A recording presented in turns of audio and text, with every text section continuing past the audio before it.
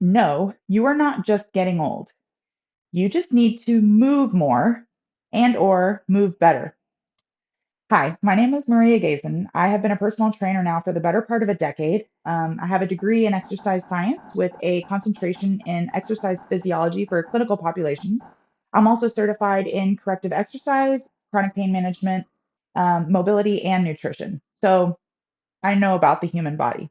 So when people say that they're just getting old to account for the pains and things that they're feeling throughout their day, it's really frustrating for me as a fitness professional because I know that they don't have to live that way. I also know that it is just much easier to say, I'm getting old and end of story, than it is to make the necessary changes to start feeling better. Um, I've heard this from everywhere friends, clients, strangers on the internet. All of them are not old. These are people in their 30s, 40s, 50s. That is still prime time of your life. You should not be saying you're old until you're like 75. Then, okay, maybe you're a little old, but it's still not an excuse to live with chronic pain.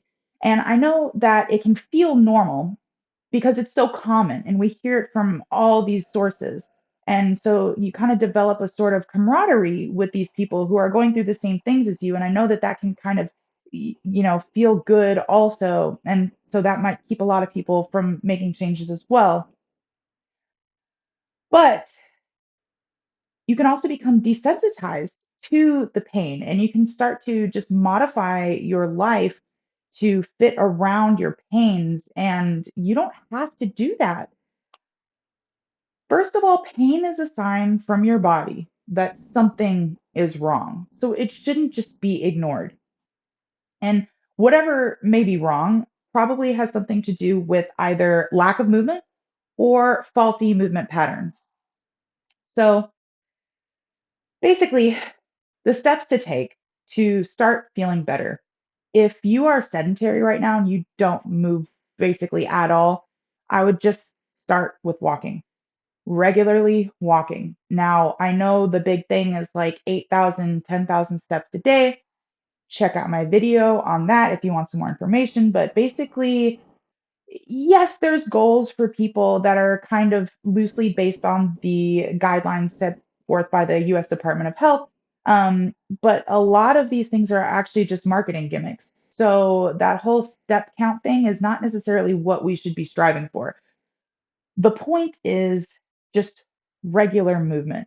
We want regular blood flow. We want regular lymph flow. And I'll come back to that here in a second. So if walking is too painful for you, you can also try other things like cycling, the elliptical, the rowing machine. You can just do stand in place marches or, sitting down and standing back up. There's all sorts of things that you can use to get your blood flowing and to just get more regular movement throughout your day. There's also the tricks like parking farther away from the grocery store, taking the stairs instead of the elevator. These are all really good tips to just add a little bit more movement into our sedentary lifestyle.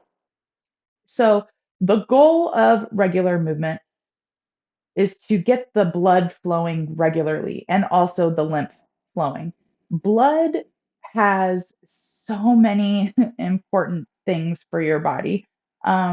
It brings oxygen and nutrients to your tissues, and it also is responsible for cleaning up messes and getting rid of like dead tissues after injuries and things of that nature. And then that stuff goes into your lymph system, and we also need to pump that to get it to get our toxins, our actual toxins, out of our body. So when all these people are saying like this stuff can detoxify you if you take this supplement or whatever, I wouldn't fall for that. There's only really the one way that we can detoxify our body, and that is within ourselves, within our own systems, which is our circulatory system and our lymphatic system. So that being said, the reason why walking is so important is because it moves your calf muscles, which are the skeletal muscle pump for the lower portion of the body. So if you think about your blood flowing and it's all the way down at your toes and your feet, it's really hard to fight against gravity to get that blood to come back up to the heart. So our calf muscles, moving those are actually the what gets the blood out of the lower limbs and back up into the body to continue blood flow. So that's why walking is really great. So that's walking. Now, if you can, I would highly recommend beginning an exercise regimen as well. And that doesn't have to be a crazy thing. You can start as simple as you need to. Um, Strength training is extremely important. This is like resistance training, and that just means literally working against any resistance, which gravity counts. So, sitting down and standing up is resistance training. You don't have to have like weights and dumbbells and squat racks and things of that, especially if you're just beginning. Um, but the importance of strength training is obviously to build muscles, but it also increases our joint strength. And then it also actually increases bone density. And if you are going through or getting, in the later years of your life where you might be entering into like osteopenia, osteoporosis, or something like that, strength training is extremely important because you can actually rebuild your bone tissue. Um, Cardio. I know everybody hates cardio now, and that's a shame. The thing is, people have stopped caring about cardio so much because it was pushed for so long as the means to lose fat. And we have since found out that resistance training is much more effective at helping you lose fat than cardio programs. But that doesn't mean that it's not important because cardio is cardiovascular. It means heart. We need strong, healthy heart muscles to efficiently pump our blood throughout our bodies, like I was just talking about. Um, Also, another thing that's very important in an exercise regimen is mobility training. So, a lot of times people get mobility kind of confused with flexibility, or actually completely confused. They think it's the same thing. It's not. Flexibility is end range of motion. And yes, having a deep end range of motion can be beneficial, but if you can't control your body in that end range of motion, is that really great? So that's where mobility comes in. It's flexibility plus strength together. And it's building strength at your end ranges of motion. And I kind of like to think of it as like emergency protocol type of situation where, throughout our activities of daily life, we may not typically find ourselves in end ranges of motion too often. It's kind of more in the mistakes and the accidents and the things that we don't expect, like something drops and we have to catch it suddenly, or we fall and have to catch ourselves but suddenly, or something like that. Um, and so it's very important in those instances, but then it also just allows you to actually build more physical strength overall by having strong joints. So it's very important part of an exercise regimen. So speaking of that, I want to talk a little bit about stretching because I've noticed that a lot of people, when they're in pain, their first thought is to go to stretching. They need to stretch more. And if stretching feels good and you enjoy it, by all means, keep stretching. Um, I just want to point out that stretching only can be very difficult to create change because, for one thing, you need to be extremely consistent and it takes a very long time of being very consistent to affect change. For instance, I just read a study that came out recently that said you need to spend a minimum of 10 minutes per week per muscle group to get some sort of changes going. And that may not sound like much at first, but when you think about it, that's per muscle. So it really starts to add up when you have a shoulder issue and a hip issue and a back issue, and you're needing to stretch all of these muscles around those areas for 10 minutes a week. That's a lot for a lot of people. It's hard to fit in. Um, and then again, if you get this greater range of motion, can you control yourself in that end range of motion? Is it better? I don't know. And then there's yoga. And yoga, I love. I began practicing yoga when I was 12 years old with my mom in our living room. And it was the first real fitness thing that I did. And I have been practicing yoga since then for 25 years. I love yoga, but for me, it's a little bit more meditational rather than physical. Um, I've also injured myself doing yoga, and I know a lot of other people that have injured themselves doing yoga. And I think a big reason for this is because, a lot of times we're doing yoga in classes, and I feel like the class environment can lead to unnecessary competition between you and the other classmates. So you might end up going too far or pushing yourself too hard and not really paying attention to your body. And then also, sometimes the pace can just be too fast, or the series can be too difficult to really allow you to fully focus on controlling your joints and your body throughout the movements.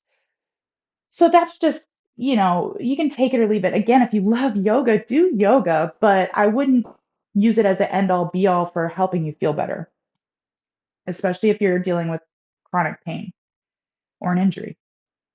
So back to strength training. Another huge benefit to regimented strength training, especially with a professional, is that you can develop proper movement patterns. Um, when you have a chronic pain or an old injury of some sort, that will trigger protection mechanisms within your body that can actually have negative effects. While it is awesome that your body is so great at protecting you, um, there's things like arthrogenic inhibition. So if you have a pain or an injury somewhere in your body, your nervous system might actually shut down the signals to your larger muscle groups to stop them from firing, which can actually cause further injury and pain. Like the glutes is a big one. When you sprain an ankle, for instance, your body will just automatically just stop firing your glutes so much because it's trying to get you to stop moving these big movements so that you can heal. And the problem with that is if we don't use our glutes or our big muscle groups to do the movement, we're relying on other smaller structures that aren't necessarily supposed to do that. And we can just, continue the problem instead of correcting it. So you have these movement compensations, which are like if you're squatting, you might have to shift to one side if you have different mobility on one side versus the other, or you might have to like hike your hips up on one side, or if you're doing something upper body, you might have one shoulder higher than the other. There's these compensations that happen. It's kind of like what I was talking about earlier, how you can adjust your life around your pains. Um, and when we have those movement compensations, we develop muscular imbalances, and it's either going to be more pain or it's going to be more injuries, and it's just a snowball effect. So we need to break that cycle. Also, sedentary lifestyles can contribute to pain and injury also because you develop these habitual postures. Like if you're sitting in a desk all day, you have this one position that your body is in, and your body, being the awesome machine that it is, it tries to adapt because this is the demand being placed on your body. And so it adapts to this seated position. And then when you try to do something that's not seated, your body freaks out and can do all kinds of weird stuff. Um, so it's just something to think about. And then we're going to be training proper movements for your body too. So it can't just be a universal approach. You have to really get in tune with your body and what you need and how your body is shaped, literally. Um, I only train functional movement patterns.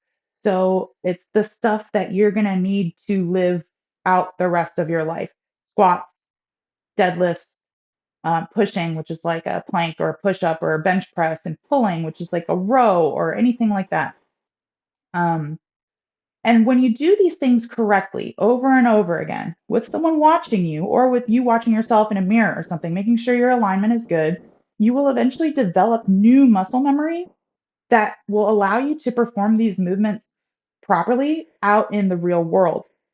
When you have to bend over and pick something up now, you're not just going to curve at your back and lift with your spine. You're going to know how to use your muscles properly and protect yourself from injury all day long. You're only training for 1 hour a day, maybe 4 times a week, 5 times a week. So there's a lot of other hours in the day that we need to be mindful of. And that's really the hard part when it comes down to it. And so when we have muscle imbalances, we can actually correct those through exercise by inhibiting overactive muscles and activating underactive muscles to get things balanced. Um, the way that we do that is through assessments. So, like if you were going to train with me online, we would have an initial meeting or in person. We would have an initial meeting where I would look at you moving through certain movements. I would do physical tests on you to see like discrepancies from one side to the other and things of that nature. And that will help me be able to design your program and your plan so we know exactly what we're working on and what to focus on and all that good stuff. And you can do that on your own as well, but it's just I think and there's nothing wrong with that. But I'll just say that it's a little bit better to have someone else because you have a more objective point of view and they may be able to see smaller discrepancies that you might not pick up on.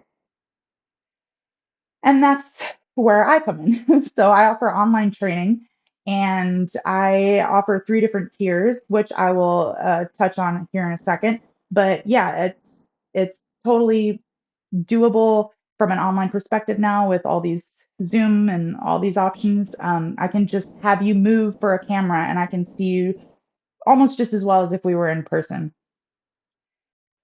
The most important thing I want you to remember is you can do this. You have to practice positive self talk. You have to take out this I'm just old mentality and really start realizing that you have the power to feel better. And also, there is no such thing as failure. Every day is a new day. There is no more like, oh, I messed up today. I'm going to just screw it. This week is done or this month is done. I'll start next year. Every day is a new day. Just keep working towards your goals. And I promise you, you will feel better if you're just consistent and you care and you listen to your body. Trust and listen to your body. While you may have some problems like with the physical awareness and things like that, which is very common, if you have a pain or you have something that happens that feels weird or not right, trust that, listen to that. It's important. And you must communicate it with whoever you're working with too. If it's me, I want to know about all those things because it helps me learn about your body. And then, obviously, if you can work with a professional, please do. If you can't afford in-person training, I offer online training options that I think are very affordable. The first tier is just basic strength training for people who just need to move more and want a program that they can follow for months at a time, and that's $99 a month. And then the next tier up is for chronic pain management and more strategic strength building, so kind of more about the stuff that I was talking about today and that's $250 a month. And then there's one more tier if you are recovering from injury, like just fresh out of physical therapy and you just aren't feeling, back to normal yet and you need to get all the way back to lifting weights and moving regularly, then I have an injury rehab program, which is $450 a month. So I've said all of this with the hopes that you understand that you don't have to live with chronic pain for the rest of your life. It may seem difficult and complicated and even overwhelming at first, but it's just all about building new habits gradually. And it's hard, but you can do it. And you don't have to do it alone. And just know that at any time you can drop me questions, but I'm happy to help. I'm here to help. Please reach out and just let me know what you think about everything in the comments, and I will see you soon.